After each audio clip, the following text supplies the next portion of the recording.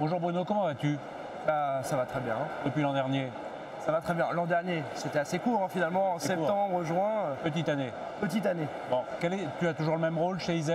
Directeur marketing, toujours. Bon, quelles sont les actualités? Qu'est-ce qui se passe chez IZ? À EZ, plusieurs choses. L'année dernière, quand on s'est vu, alors l'année dernière si je puis dire, on terminait de construire notre gamme business avec des nouveaux bundles, des nouvelles offres.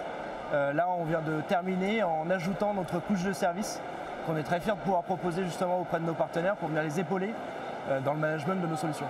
On avait beaucoup parlé d'EDR, je crois, lors de notre dernière rencontre. Tu peux nous préciser un peu ce que c'est que les EDR? L'EDR, c'est l'Endpoint Detection and Response.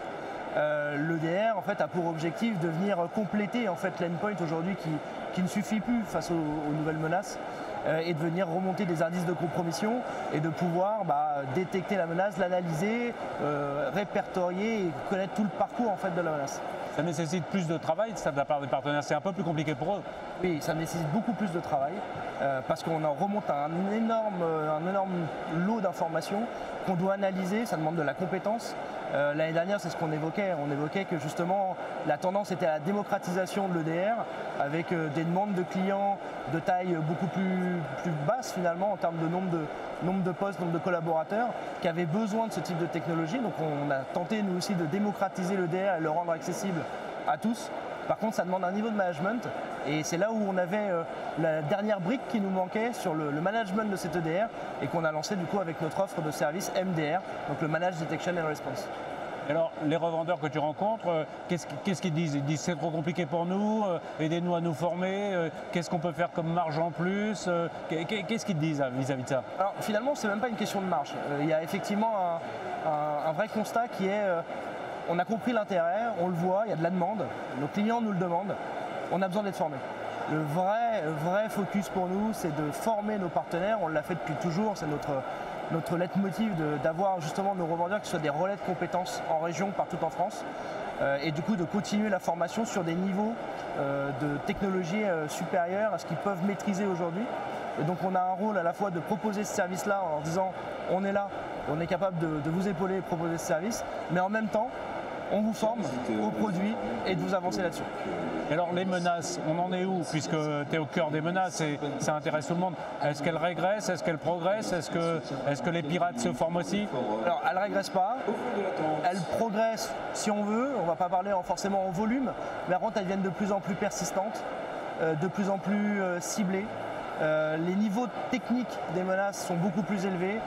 On passe bien au-delà de simples techniques de base de signature et c'est pour ça que l'endpoint aujourd'hui ne suffit pas et que dans notre offre, on le construit cette offre-là de manière pyramidale avec différentes couches et différents services. Alors pourquoi le endpoint ne suffit plus justement? Tu peux nous développer un peu cette idée? Et c'est justement à cause des techniques justement des menaces, la complexité de ces menaces-là. On va bien au-delà d'une simple base de signature avec un bout de code reconnu. On a des techniques qui sont beaucoup plus évoluées, où on a besoin de comprendre où est le maillon faible en fait finalement et la porte d'entrée. Et c'est pour ça que l'EDR, avec les indices de compromission, de savoir une faille dans tel ou tel soft ou constructeur qui aurait, d'avoir ces alertes-là, de pouvoir justement les traiter, les remonter et d'avoir ces indices-là pour pouvoir intervenir.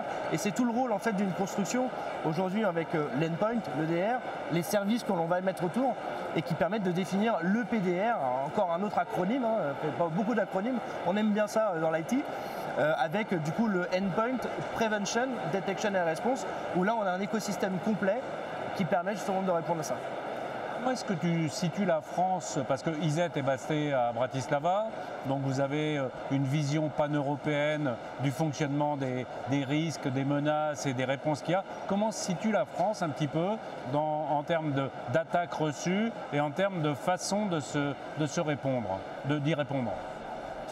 Sur le marché européen, la France fait partie, comme tous nos amis frontaliers et autres de l'Europe, partie des pays qui sont très attaqués, très ciblés.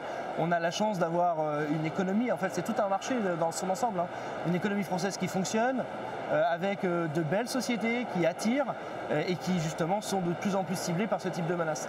Donc aujourd'hui, la nécessité justement est de faire évoluer ce niveau de sécurité bien au-dessus de l'endpoint. Et c'est tout notre rôle à essayer de faire comprendre justement que la France est une cible privilégiée et que le niveau de sécurité dans les systèmes d'information doit évoluer. Quel conseil tu donnerais à un revendeur aujourd'hui pour mieux aider ses clients justement à se prémunir vraiment de superviser des PRA, de s'équiper, de se former? Quel le conseil immédiat tout de suite là? Le conseil immédiat, c'est d'arrêter de voir le client comme uniquement un client avec un flux transactionnel simple. Quand je dis ça, en fait, je m'entends surtout d'aller sur des services de type infogérance, de proposer davantage de services. Il y a besoin de monitoring. La sécurité devient de plus en plus complexe. C'est des vrais budgets, on le sait. Les clients, d'ailleurs, mettent de plus en plus de budget et ont besoin de plus en plus de visibilité, parce que plus le budget est élevé, plus forcément on attend un retour sur investissement sur cette partie-là.